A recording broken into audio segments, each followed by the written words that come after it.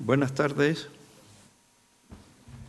Vamos a abrir la sesión para un acto, para una junta extraordinaria de nuestra institución. Acabamos de tener una junta ordinaria y despachado los asuntos que le son propios a nuestra academia. Y hoy tenemos una toma de posesión muy singular. Muy singular, primero, por la calidad de la persona que entra como académico correspondiente en Chieti, Italia, y que es su figura, sus actividades glosadas por nuestro académico de número, don Pedro Rodríguez Oliva. Ruego a don Pedro, a don Sebastián García Garrido y a doña Rosario Camacho que acudan a recibir al nuevo académico.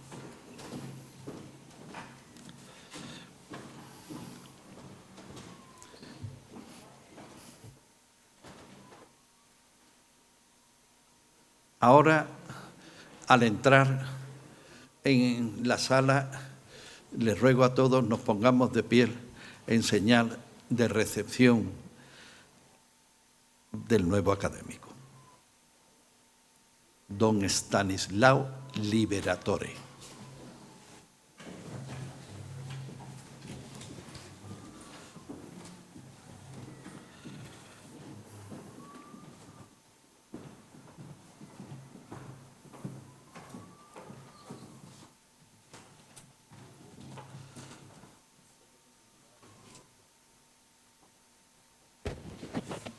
Pueden sentarse.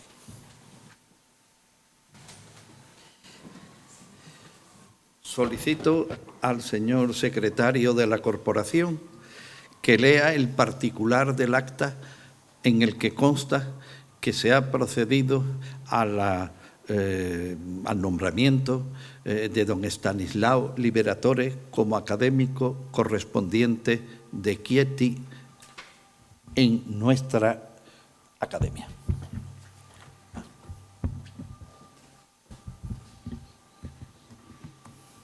Francisco Ruiz Noguera, como académico secretario de la Real Academia de Bellas Artes de San Telmo, certifico que en el acta de la Junta General Ordinaria, celebrada en el Salón de Actos de nuestra Academia, en el Palacio de la Aduana, Museo de Málaga, el jueves día 26 de enero de 2023, bajo la presidencia de don José Manuel Cabra de Luna y con firma del entonces secretario don José Infante Martos, se procedió a la votación para el nombramiento como académico correspondiente en Chieti, Italia, de don Stanislao Liberatore, en propuesta previamente presentada por los académicos numerarios don Pedro Rodríguez Oliva, doña Rosario Camacho Martínez y don Sebastián García Garrido.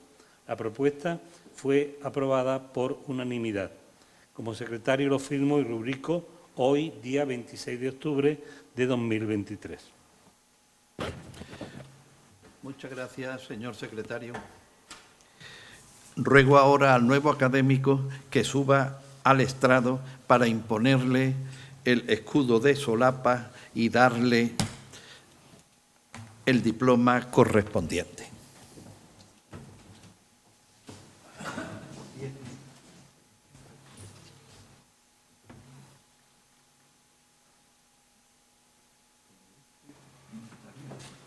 No importa, tenemos recambio.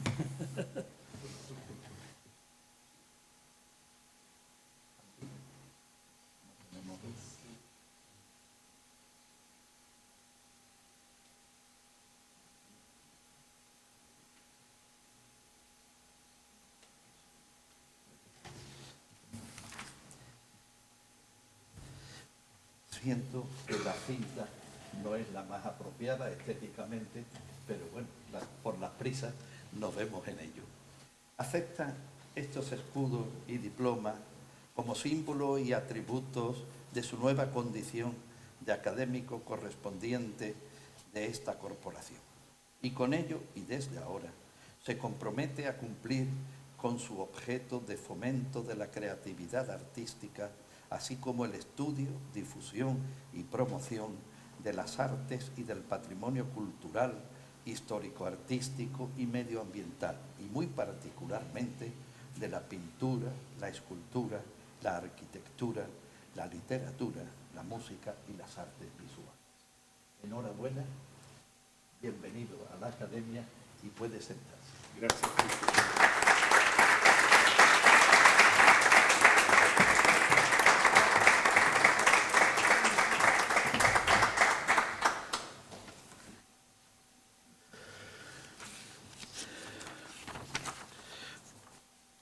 Inusualmente les voy a dar una pequeña explicación previa. Nuestro académico va a dirigirse al Pleno de la Academia y a nuestros visitantes en italiano. Para una mejor comprensión, y aunque el italiano en buena parte sea relativamente entendible por los españoles, para una mejor comprensión, digo, de lo que nos va a decir don Pedro Rodríguez Oliva, su mentor en esta corporación, al efectuar la laudatio, nos va a aclarar una serie de conceptos que nos van a poner en disposición de que entendamos mucho mejor las palabras del nuevo académico. Don Pedro tiene la palabra.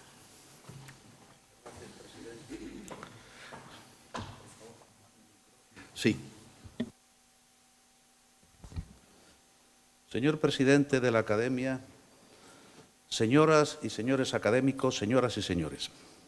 La candidatura como académico correspondiente en Chieti, Italia, del doctor Stanislao Liberatore, que presentamos en la Junta General Ordinaria del 28 de septiembre de 2022, quien ahora hace de uso de la palabra, y los académicos de número, los doctores Rosario Camacho Martínez y don Sebastián García Garrido, fue aprobada por unanimidad, como acabamos de oír en la lectura del acta por el señor secretario, en la sesión ordinaria de esta Real Academia del 26 de enero de 2023.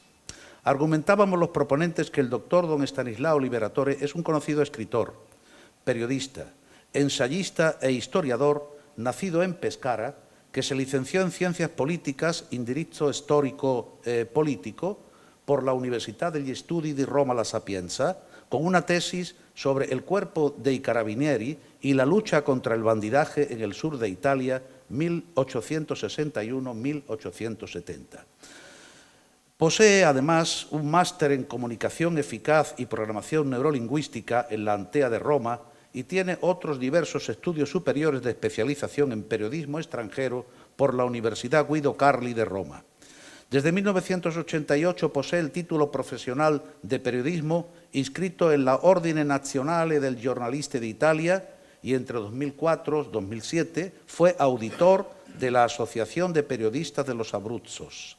Ha sido responsable del área de comunicación de la Facultad de Letras de la Universidad de Chieti y ha desarrollado tareas de información y opinión en un larguísimo número de diarios, de revistas especializadas, incluso numerosas publicaciones sobre temas de deportes, tantas de ellas y tanta práctica en esa misma actividad que en el año 2014 se le concedió por parte del Comitato Olimpico Nazionale Italiano, CONI, la Stella al Mérito Deportivo. En 2008, por la alta calidad y profesionalidad de sus escritos sobre la problemática, y estoy haciendo traducción exacta de las palabras de la concesión, cultural, turística y medioambiental de la región de los Abruzzos, se le concedió el premio especial de la sección de periodismo del Concurso Literario Nacional Guerrero y Di Capistrano en su tercera edición. Nuestro académico correspondiente en la ciudad de Chieti, capital de los Abruzzos, como se sabe, y la región más septentrional de las que en Italia formaron parte de nuestro reino histórico de las dos Sicilias, posee un amplísimo currículo de importantes méritos institucionales y culturales. Todo ello le fue reconocido con el título de Caballero de la Orden del Mérito de la República Italiana, Cavaliere de la República, que por decreto de 27 de diciembre de 2011 le otorgó el presidente de la República Italiana, el reciente y tristemente fallecido Giorgio Napolitano. Liberatore tiene bien demostrado un especial interés por las antigüedades clásicas y ese es uno de los motivos por los que ahora está aquí. Y en esta línea de investigación hay que incluir algunas de sus numerosas publicaciones, entre las que sobresalen sus muy interesantes libros sobre la alimentación en la Roma antigua, entre ellos sus conocidos libros sobre los placeres culinarios del Triclinium, el convivium de los Césares y la comida y el lujo de la Roma imperial. Libros publicados entre 2004 y 2006 y textos en los que, junto a su dominio de las fuentes literarias grecorromanas, pensemos en las importantes aportaciones culinarias que son las recetas de la Re Coquinaria de Apicius, destacan su claridad en la exposición y su calidad literaria. De la segunda de ellas, un autor hizo una interesante crítica aparecida en el importante periódico La República, donde indicaba que era ese libro una clara demostración de que es posible realizar un texto de tema científico y que a su vez se trate de una obra de agradable lectura. Y el titulado Comidas y lujos recibió el premio Selezione Bancarella de la Cucina 2007, el premio de cultura Abruzzeguaun de la Città de Pescara y el premio literario Nabokov 2008 en su sección de ensayo de no ficción. Y es que los asuntos históricos desarrollados en estos ensayos los aborda Liberatore, además, desde un conocimiento técnico como especialista que es en materia gastronómica, ya que ha sido profesor durante un número importante de cursos de Historia de la Alimentación y de Sociología Médica en el curso de licenciatura de Dietética de la Università degli Studi Gabriele D'Annunzio de Chieti, Pescara, y asimismo pertenece como experto a numerosas asociaciones italianas y otras internacionales que estudian la alimentación y muchos aspectos relacionados con el vino y con el aceite. En su reciente trabajo, publicado en las actas del segundo Congreso sobre el vino en la cultura y en la sección del Adriático, en 2022, se evidencia un conocimiento extraordinario sobre estos asuntos de tanta importancia en la antigüedad clásica. Como anécdota diré que ayer, cuando recorriendo la ciudad de Málaga tuve ocasión de ver esos lugares tan cercanos a nosotros donde se fabricaba el famoso garum de Malaca, quedó gratamente impresionado y dio un discurso de altísimo nivel científico y técnico en el que alabó las cualidades del garum de aquí frente a la cierta pobreza del garum de las costas de Italia. Por su producción literaria, Stanislao Liberatore tiene acreditada una carrera importante en la que ocupan lugar destacados sus novelas Biglietto di sola andata, billeto para una sola ida, no tiene vuelta, El coleccionista de emozioni. Esta última es una historia de amor de carácter introspectivo, intimista, que fue muy bien recibida por la crítica italiana. La crítica ha visto que la claridad, incisividad y perspicacia con la que Liberatore aborda los asuntos tratados con especial talento narrativo en sus novelas y en sus ensayos son fruto de una especial habilidad lingüística derivada sin duda de su experiencia periodística, que es, como acaban de oírme, muy amplia y muy diversa. Es también coautor con los periodistas Francesco Santuccione y Paolo Smollica del volumen Il circuito de Pescara, y también textos suyos figuran en una importante antología dirigida por Stanislao Nievo y Parchi Letterari del Novecento, publicado en Roma en el año 2000. Su decidido interés y el gran dominio de determinados temas históricos de época romana los demuestra en su libro Ovunque sei, estés donde estés, viajando a las Insulae Diomedeae en busca de la verdad sobre el exilio de Julia Minor, publicado en Gianiere Editore de Pescara de 2020. Es esta una novela de tema histórico con adecuado uso de fuentes clásicas en la que trata aspectos de la vida del poeta Ovidio, como sabemos, nacido también en las tierras de donde él es natural, nacido en Sulmona, cuyo destierro por orden de Augusto el año 8 después de Cristo al Mar Negro, a la ciudad de Tomis, la actual Constanza en Rumanía, quizá tuvo que ver, indica Liberatore, con una acusación de adulterio que pesaba sobre Julia, la hija de Augusto, una relación de la que pudo, dice él, ser fruto Julia Minor. Stanislao Liberatore ha insistido en varias de sus publicaciones de los últimos años en que ese destierro debe ponerse en relación con el que años antes, el 2 a.C., Augusto había aplicado a su hija Julia Mayor, a la que exilió durante 5 años y en condiciones durísimas a la isla de Pandataria. En esta página histórica sobre el Principado de Augusto, Liberatore ya había indicado una previsión de futuros estudios en un artículo titulado Sulle orme de Giulia Minore, publicado en el número 81 del Semestral d'Abruzzo, que por unanimidad del jurado obtuvo en diciembre de 2012 el primer premio en la 7ª edición del concurso literario internacional Giacomo Leopardi en las sesiones Giornalismo, que se celebró en Aversa, Caserta. Al mismo asunto ha dedicado su libro Giulia Minore, la altra Giulia, una investigación histórico-periodística sobre las verdades ocultas del exilio de Ovidio en Tobi, publicado el pasado año 2022, en el que analiza el exilio de Giulia Minor decretado por su abuelo Augusto y en el que analiza el exilio de Giulia Minor el año 8 después de Cristo en una de las islas del archipiélago de las Tremiti o Diomedeas en las costas abrucenses del mar Adriático. En esta publicación, que es su 10º libro y que está siendo muy exitosa, trata los motivos que debieron llevar en el año 8 después de Cristo al emperador Augusto a enviar a su nieta al destierro en el que permaneció durante 20 años hasta su final. Precisamente por esta novela histórica de 2022, en Pescara se le concedió el Premio Especial de Ensayo y precisamente hace no muchos días, el pasado 6 de octubre, en un solemne acto celebrado en Roma, que presidió la ministra italiana de Educación, Universidades e Investigación, nuestro nuevo académico correspondiente recibió el Premio Especial de la Crítica en la sección de ensayos del prestigioso certamen literario Città del Galateo Antonio de Ferraris, que convoca la Asociación Cultural Verbullandi Art. Esta misma asociación cultural de la localidad italiana de Galatone, en la provincia de Lecce, en la región de la Puglia,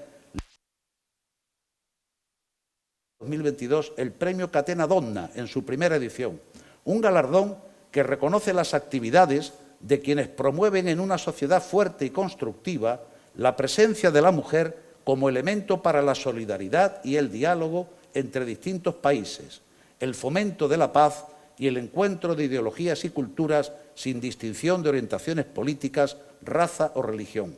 Valores que el jurado encontró de modo unánime en el método de estudio e investigación que utiliza Liberatore en estos análisis históricos.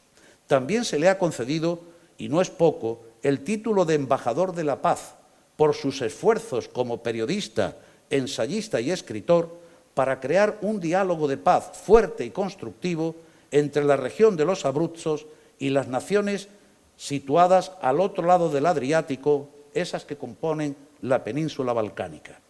Nuestro nuevo académico correspondiente, por su profesionalidad y singularmente por la calidad del tratamiento periodístico de cuestiones culturales, turísticas y medioambientales, ha conseguido un amplio reconocimiento y ha recibido un número importante de premios que no citaré porque alargaría mucho esta intervención, pero son muchos, todos ellos, y muy importantes. Hoy, en su toma de posesión como nuestro correspondiente en Chieti, el nuevo académico va a reflexionar sobre el concepto y la idea de la belleza.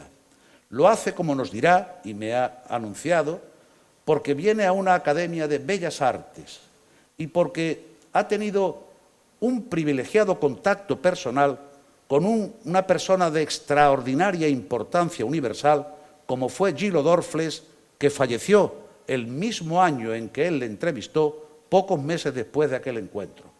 Solemos definir a quien es capaz de abarcar conocimientos muy diversos y variados en campos artísticos, científicos o de las humanidades como un hombre del Renacimiento. Más propiamente, creo yo, que para hablar de Dorfles debiéramos calificar a este tipo de hombres o mujeres de la cultura con la palabra polímata. Es un término de origen griego, pero bastante común, que se ha venido aplicando a buena parte de los filósofos de época clásica, cuya sabiduría abarcaba con maestría un conjunto de disciplinas distintas. Si en el siglo XX ha habido en Occidente un polímata por excelencia, no creo que haya demasiada duda de que ha sido el italiano Gillo Dorfles, un personaje singular que en lo artístico y en lo conceptual recorrió todos los más importantes movimientos de vanguardia.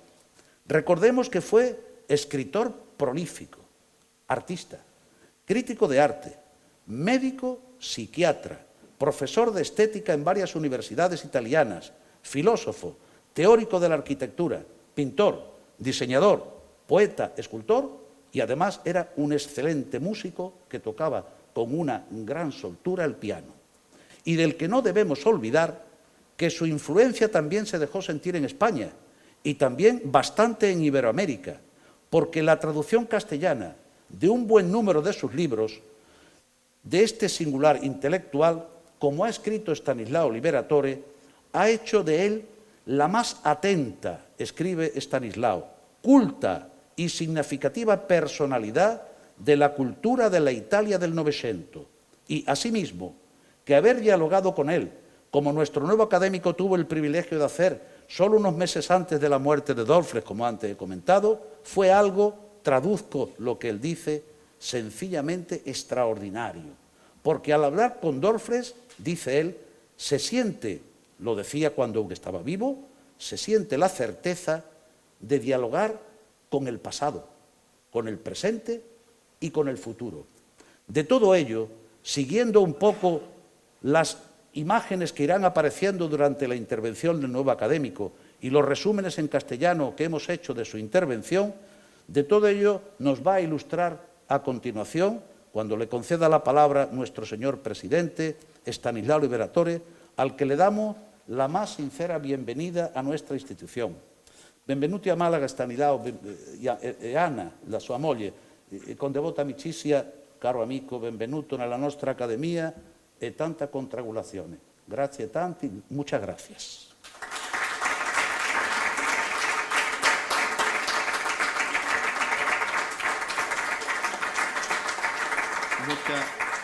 Muchas gracias a nuestro académico numerario, don Pedro Rodríguez Oliva, y tiene la palabra para dictar su lección de toma de posesión en esta institución el señor Liberatore. Puede subir al estrado.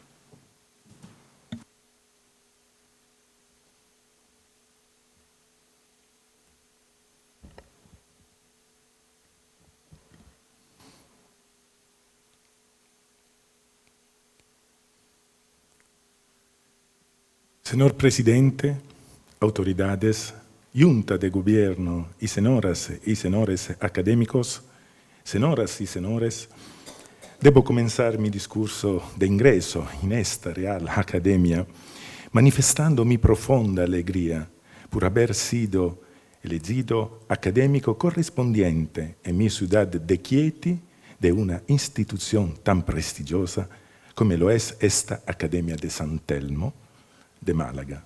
Y muy especialmente quiero agradecer a quienes presentaron y avalaron mi candidatura, los académicos doctores Pedro Rodríguez Oliva, Rosario Camacho Martínez y Sebastián García Garrido. A ellos y a todos los académicos y académicas que aceptaron por unanimidad la candidatura por ellos propuesta, grazie mille a tutti. Sin duda alguna, créanme, es todo un privilegio poder representar a esta Real Academia en tierra italiana. Todo un inmenso privilegio fue el poder entrevistar el 8 de febrero de 2017 en su casa di Piazzale Lavatier in Milano il profesor Gillo Dorfles, lúcido y totalmente creativo, a sus 107 años, unos meses antes de su fallecimiento. Esa entrevista la publiqué en el número 17 del Semal Oggi del 20 de abril de ese año.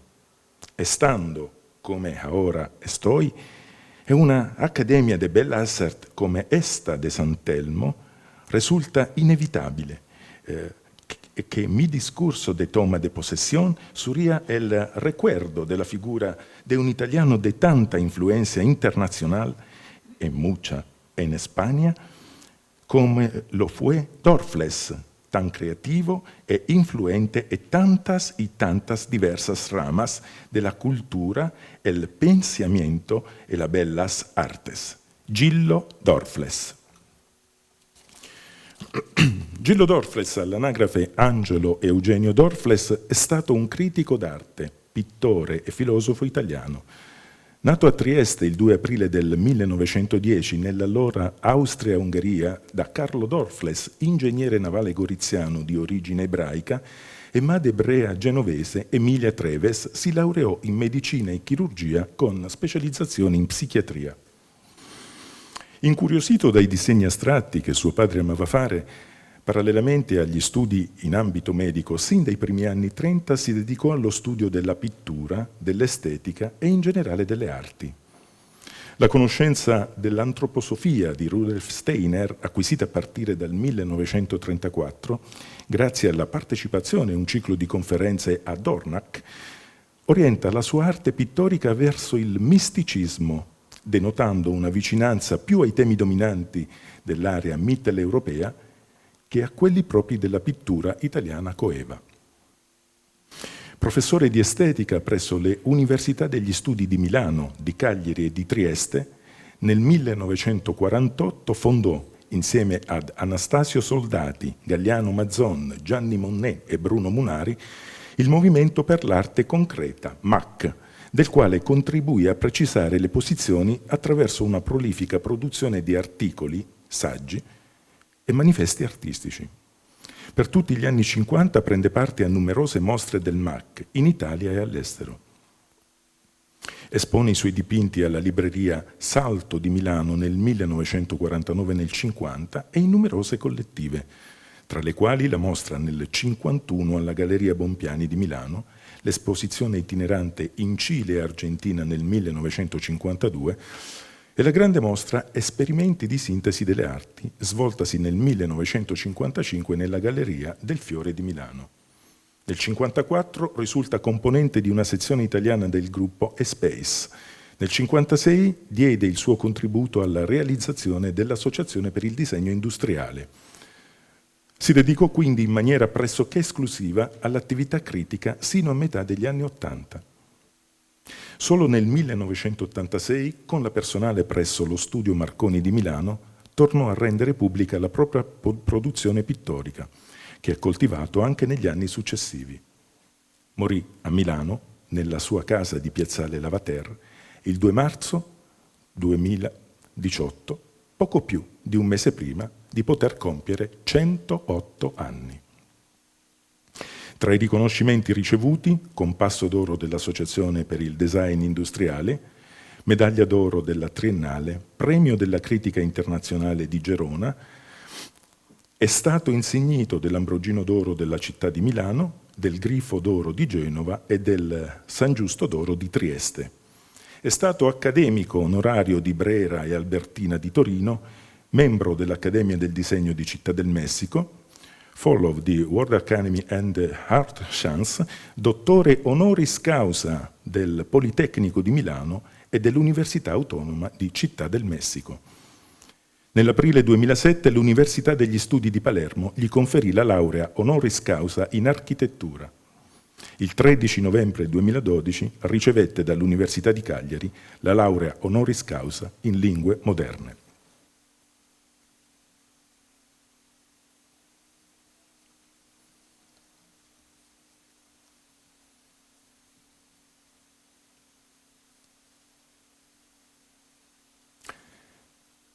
Questa è la mia intervista, pubblicata, così come è stato detto dall'accademico Pedro Rodriguez Oliva, la mia intervista pubblicata dal settimanale Oggi, nel quale il professore Dorfles, poi lo sentiremo alla fine, sentiremo la sua vera voce, la sua viva voce. Il professor Dorfles in questa intervista brinda alla vita e alla bellezza.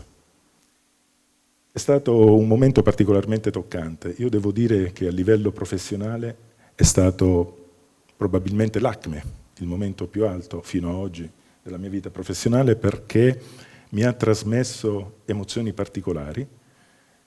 Era un uomo che amava la vita, tanto, a 360 gradi, ed era un uomo pieno di iniziativa, a 107 anni. Io ricordo i suoi occhi, ricordo il suo sorriso, e a 107 anni ricordo il suo abbraccio.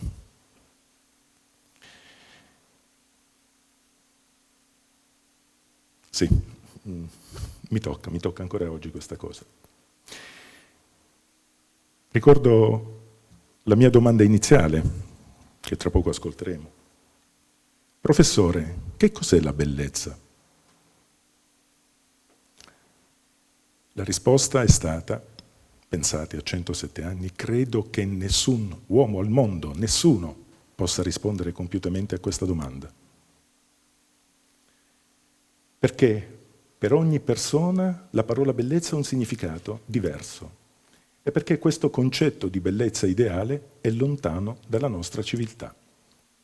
Nessuno al mondo può trovare un giusto paragone di bellezza dopo aver visto un tempio greco. La contemplazione di un tempio greco, tutti si devono assolutamente inchinare a questo concetto di bellezza.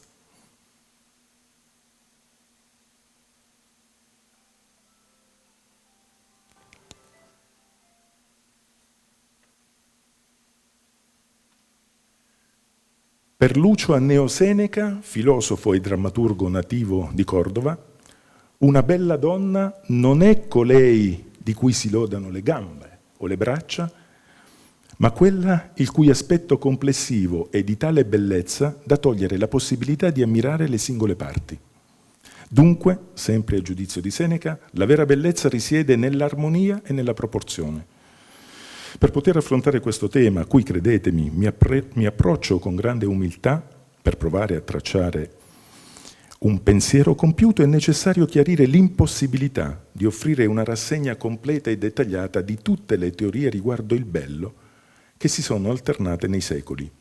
È utile invece delineare le peculiarità che emergono da ogni epoca, con la consapevolezza che ogni periodo offre spunti di riflessione attuali e occasioni per interrogarsi sul tema della bellezza. Prima di intraprendere questo avventuroso itinerario di scoperta, è doveroso fare due premesse. La prima riguarda l'arte.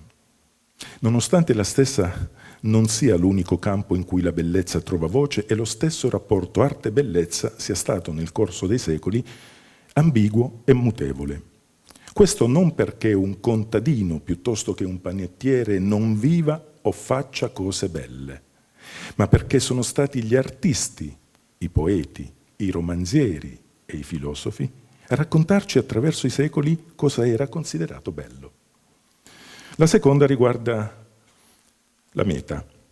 Essa non è quella di giungere a una definizione chiara e condivisibile di bellezza, ma anzi è necessario respingere l'illusione che esista una semplice e univoca definizione del concetto, in quanto si tratta di una nozione complessa e stratificata, di registri simbolici e culturali non del tutto omogenei, riflesso grandioso di drammi e desideri che hanno agitato gli uomini e le donne di tutti i tempi.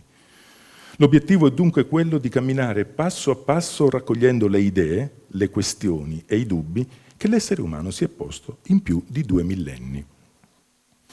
Nella cultura greca il termine kalos, che la nostra lingua ha tradotto con bello, aveva un significato molto più ampio di quello a cui siamo abituati oggi e comprendeva non soltanto ciò che in virtù della sua forma appaga i sensi, ma si riferiva anche ai pensieri, alle abitudini e in generale a tutte le qualità dell'anima e del carattere che possiamo percepire con gli occhi della mente e del cuore, perché anche il cuore ha gli occhi. I filosofi classici ritenevano che il bello più autentico fosse quello spirituale, che il bello morale fosse quello legato al carattere dell'uomo e il bello intellettuale quello legato al pensiero. Consapevoli che per i greci la bellezza è una qualità rintracciabile tanto in un corpo umano quanto nella natura, nella musica e nell'animo umano, la domanda che sorge spontanea è: che cosa rende bello qualcosa? In altri termini, qual è la legge che regola la bellezza? Qual è la legge che regola la bellezza? Per i greci la risposta a questo interrogativo risiede nella matematica, la forza ordinatrice del caos originario che detta il ritmo ai suoni, che poi diventano musica, che organizza i colori da cui sgorga la pittura, che regola le proporzioni scultoree e i movimenti armonici del corpo umano, che sempre poi si manifestano nella danza. Noi però viviamo nel 2023, anzi quasi nel 2024, nella cosiddetta contemporaneità, che è anche il tempo dell'estetizzazione.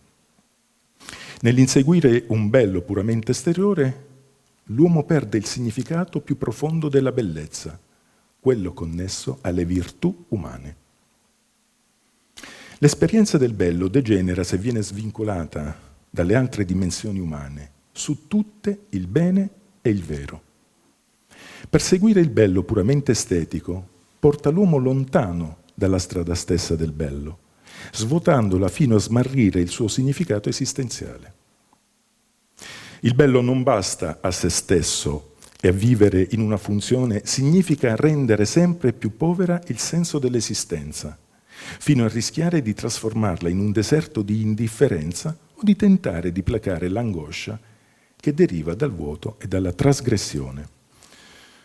L'uomo oggi soffre di ansia di bellezza, come dimostrano le sempre più frequenti chirurgie estetiche e l'eccessivo utilizzo della cosmesi per una cura puramente esteriore del proprio corpo e della propria immagine. Quest'ansia scade nella maggior parte dei casi nella cultura dell'omologazione e sfocia in un più crescente abbruttimento del territorio e della vita tutta.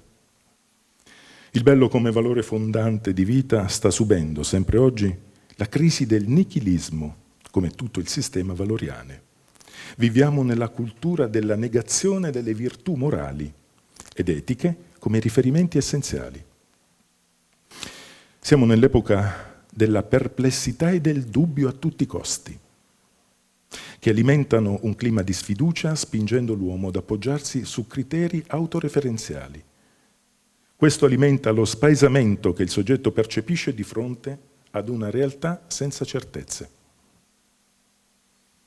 La continua messa in discussione dei principi valoriali ha come conseguenza la crisi dell'io, che fatica a trovare un nucleo stabile di sé nel quale identificarsi. Questo significa che l'uomo, nell'era moderna, riesce con molta difficoltà a percepirsi come soggetto unitario in grado di abbracciare il molteplice della realtà dentro una prospettiva più alta, con la conseguenza che la pluralità del mondo viene percepita in modo frammentato e non all'interno di una unicità.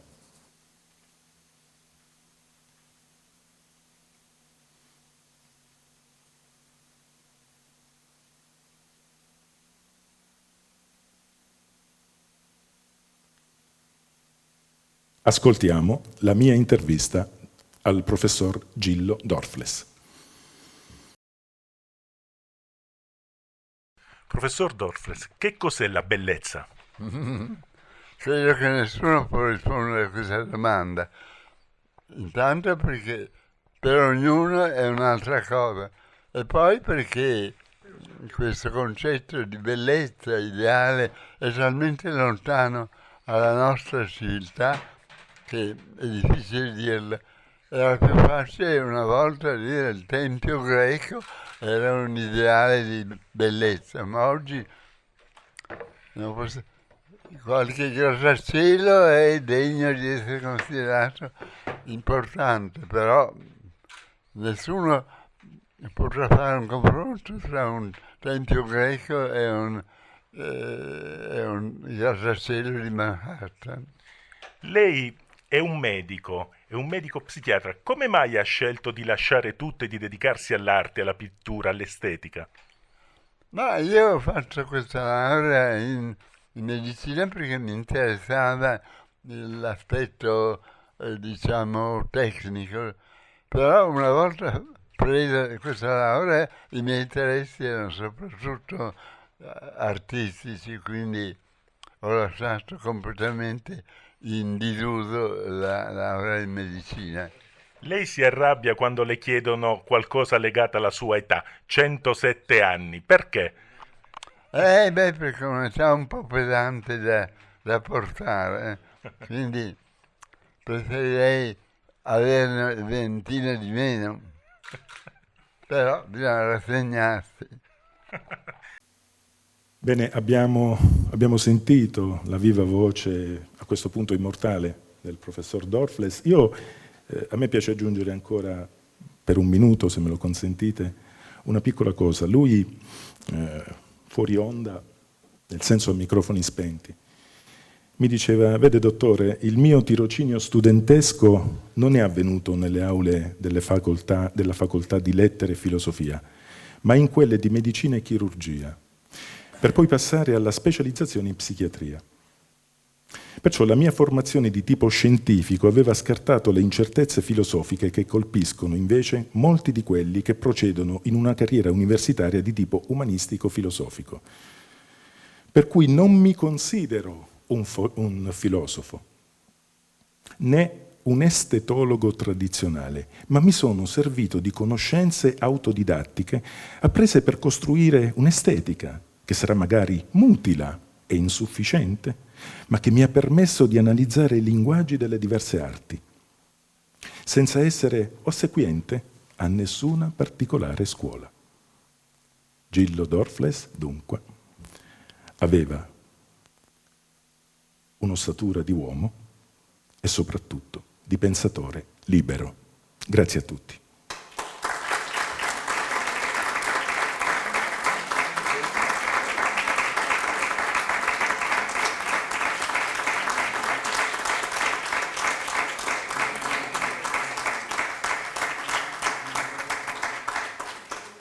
Muchas gracias al nuevo académico. Puede sentarse o puede sentarse aquí, donde prefiera.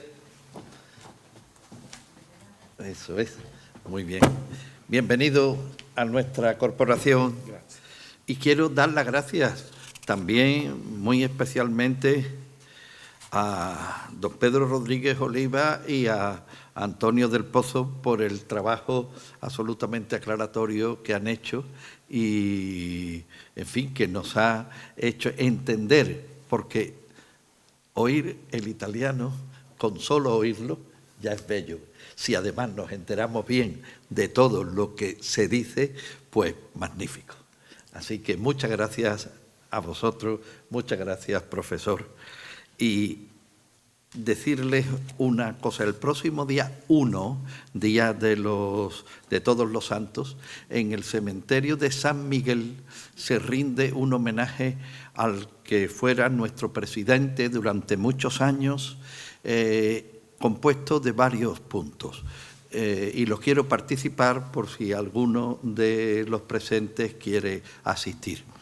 Se le va a poner ese es un cementerio, digamos, que ya no está activo, en el sentido en que no se aceptan enterramientos, sino solamente depósito de cenizas. Se le va a poner una calle a don Alfonso Canales con un precioso poema de los suyos y con un magnífico retrato que aparece en una placa cerámica. Luego se leerán una serie de poemas y de fondo se oirá la música, la Gran Fuga de Beethoven, que a Canales le sirviera como estructura formal de su gran poema, también titulado Gran Fuga. Y ya por último se firmará un protocolo de inicio del expediente administrativo para la creación de un de un panteón, que a veces se me olvidan las palabras, decía, de un panteón dedicado a las personas ilustres de Málaga. Espero que muchos de ustedes el día de mañana estén ahí. Profesor, bienvenido, muchas gracias a todos y se levanta la sesión.